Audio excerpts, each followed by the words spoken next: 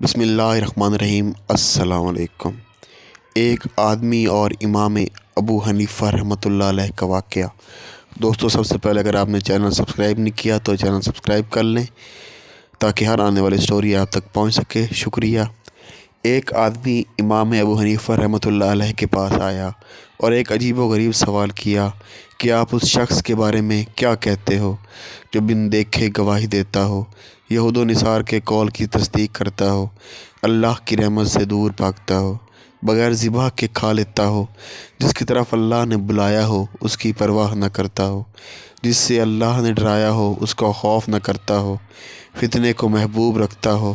امام ابو حنیفہ رحمۃ اللہ علیہ نے فرمایا، وہ شخص مومن ہے۔ سوال پوچھنے والا بڑا حیران ہوا، کہنے لگا، جی وہ کیسے؟ فرمایا، دیکھو، تم نے کہا بن دیکھے گواہی دیتا ہو، تو مومن اپنے پروردگار کی بن دیکھے گواہی دیتا ہے۔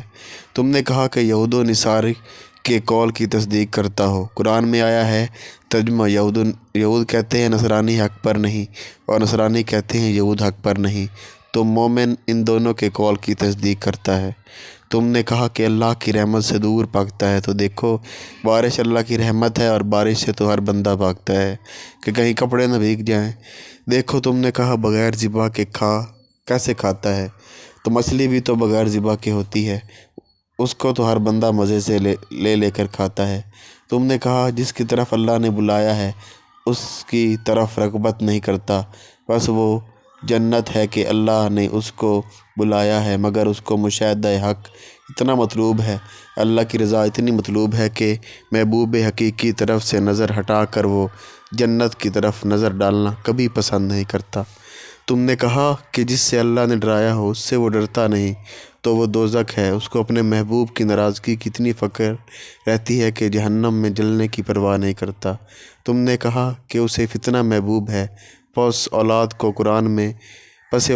قرآن میں فتنہ کہا گیا ہے، اور اولاد سے ہر شخص کو فطری محبت ہوتی ہے، بس وہ مومن ہے۔ سوال پوچھنے والے امام ابو حنیفہ کی ذہانت اور علم پر حیران رہ گئے۔ شکریہ۔ اللہ حافظ۔